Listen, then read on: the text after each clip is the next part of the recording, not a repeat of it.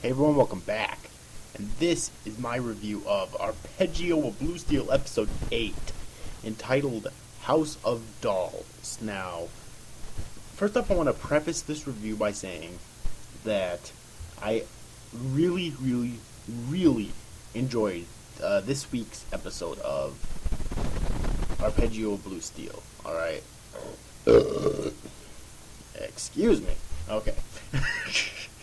I really enjoyed this week's episode of Arpeggio Blue Steel, unlike last week's episode, which had minimal story progression at best, and it only started like halfway through, roughly, you know. This week's episode had a lot of character development, not character development, but a story progression, and it did it in a very interesting way, which is where there was very little action. Like, there wasn't really any major action until the very end. Alright. And even then, it only lasted a few minutes. Alright, it was mostly talking, but it was still a lot of character development with the talking, which is how you know that when a writer is able to make talking like that interesting, you know that they're a great writer. Alright. Now, I'm not sure. I'll continue talking here, but I'm going to go see if this is an original series or not. Here, there is a manga. No, the manga started in 2009 and is still ongoing. So, yeah, it's not an original series. I haven't read the manga though, so I don't know how accurate this series is to the manga. Alright, but if it's anything like in the manga, then the author of the manga knows how to write interesting conversations. Alright. Huh. Oh, this is interesting. There's 8 volumes in the manga right now, and it's still ongoing. Started in 2009, and there's gonna be 12 episodes in the anime. Makes me wonder if it'll catch up to the manga and have to have a filler ending, or if it won't even get that far. Because I don't know how long the volumes are and how long the chapters are or anything. But anyways, though, so yeah, lots of story progression in this episode, and they did it mostly through talking. And I thought it was very well done in that regard. Anyways, without any further ado or delay, let's get to the summary of this episode. So, with Iwo Jima surrounded by the enemy fleet, Hyuga makes contact with Kongo by Gunzo's request, asking for a meet in private with her mental model before they begin hostilities. Kongo answers her call, and she rendezvous with them at the beach, accompanied by the heavy cruiser Maya.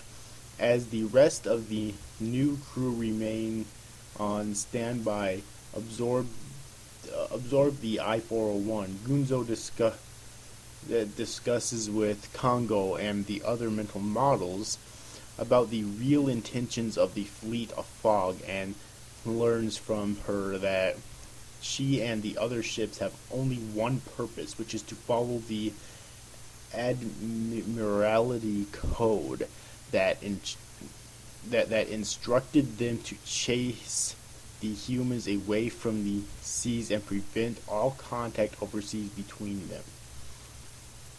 Instead of discussing the matter further, Gunzo invites the guests for a barbecue at the beach, where Kongo asks Iona about the reason why all ships who come in contact with her starts displaying a behavior independent from the Admiralty Code. But when she refrains from responding, Kongo claims that she will not fall by their trap, and is revealed that both her and Maya's mental models are actually decoys, with their cores being safely guarded at their respective ships to prevent them from being influenced by human behavior before they begin to attack. Now, before I continue with the summary, I just have to say, Maya, I think, kind of contradictory, because Kongo explains that from their creation, all mental models are basically dolls. They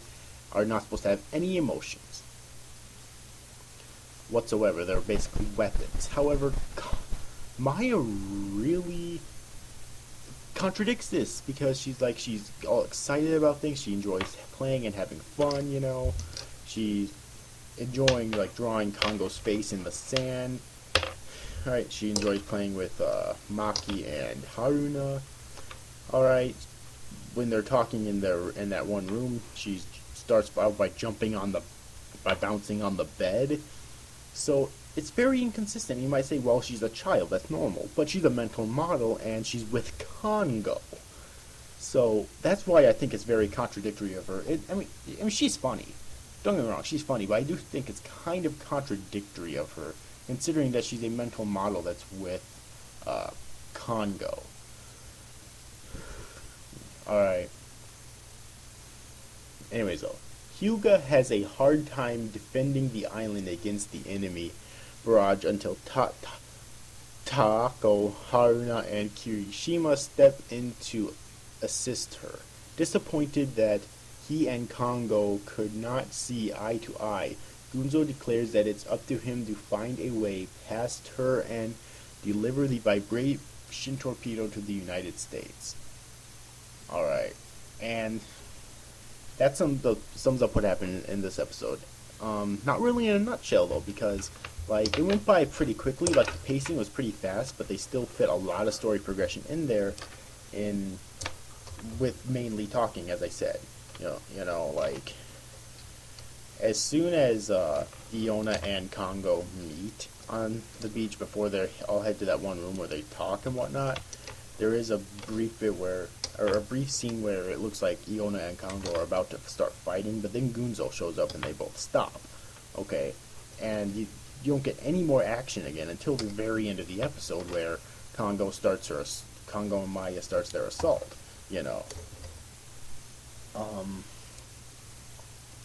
Which is, it's fine, because as I keep saying in this review, there was a lot of story progression in this episode, and you don't have to have fights in order for the story to progress. You can just have talking for story progression, and this episode proves it so well. I will say this to the end of my fucking days. You do not have to have constant fucking fights and action and dramatic speeches and shit in order to have story progression. Hell, you don't even need that to have character development. For fuck's sake, you don't. And this episode a proof of that, at least on the story progression end of it. Alright. Now, one thing I do want to know is that there were two other mental models that we met a few episodes ago. They looked exactly like Iona, except they had different colored hair than her. I wonder where the hell they're at and when exactly we're going to meet them again, because this episode 8, there's only 4 episodes left in the series before it's done, so I do wonder when we're going to meet them again. The animation is great, as always. I mean, even a lot of the talking scenes usually tend to have at least passable animation, which is impressive to say the least. And of course, the action scenes are always have great animation. Right, the music is great as always as well too. So, yeah. One thing that I did notice while watching this episode, though, on Kongo's part, in terms of Kongo's character, is that when they were talking on the beach, when she was talking on the beach with Iona, she looked over at the other mental models, namely Hyuga and Taako, and she smiled, indicating that, I think it was kind of indicating that maybe she was starting to get enthralled by the ways of a human, even if it's only just a tiny bit, But then at the end, she says that she discovered that it was just an elaborate ruse to